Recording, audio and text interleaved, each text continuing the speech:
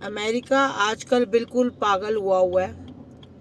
वो क्या कर रहा है कि जितने भी देश जो आसपास के हैं, एक नया नक्शा क्रिएट कर रहा है और उनको, उन देशों को अपने देश में मिला के बता रहा है कि ये अमेरिका का नया नक्शा होगा।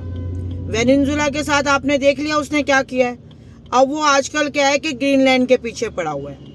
ग्रीनलैंड को नक्शे के अंदर डाल के और बहुत ही खूंखार सा अपना फोटोग्राफ ग्रीनलैंड के ऊपर झंडा फहराते हुए अमेरिका का वो सोशल मीडिया में और सब जगह पोस्ट कर रहे हैं, जो कि ट्रम्प बहुत ही ज़्यादा गलत कर रहे हैं। और उनसे निपटने के लिए जो बाकी यूरोपियन कंट्रीज़ हैं वो भी तैयार हैं। वो भी हर तरीके से ये सोच रही हैं कि अगर अमेरिका ऐसे कर रहा है तो हम कैसे चुप बैठ सकते हैं। वैसे तो ये 2019 से ही कहने लगे हुए हैं कि ग्रीनलैंड हमारा क्षेत्र है, हमारा क्षेत्र है। और इन सब के ऊपर बहुत ही अपनी पैनी नज़र पुतिन ने गड़ाई हुई है। और ट्रम्प ये बोल रहे हैं कि अगर ग्रीनलैंड पे मैंने कब्जा ना किया या अगर वो अमेरिका के अंदर नहीं आया तो बहुत ही जल्द पुतिन या चाइना इस पे कब्जा कर लेंगे। अब ये सब कितनी मिली भगत है और क्या है, ये सब अभी हम आगे चल के देखेंगे।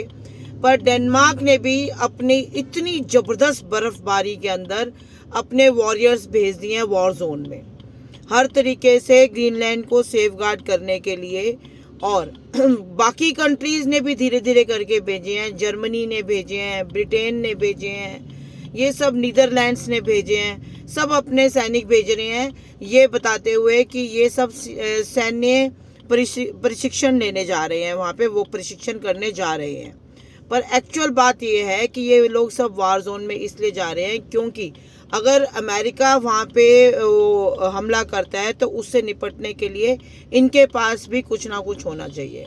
और वैसे तो ये देखो नीति के खिलाफ है, क्योंकि डेनमार्क और अमेरिका दोनों नेटो क्षेत्र हैं, ठीक है। और कभी भी ऐसा नहीं होता जो नेटो के जो एग्रीमेंट्स हैं उसके अंदर एक नेटो का जो क्षेत्र है वो दूसरे जो नेटो जो देश है उससे लड़ाई करे।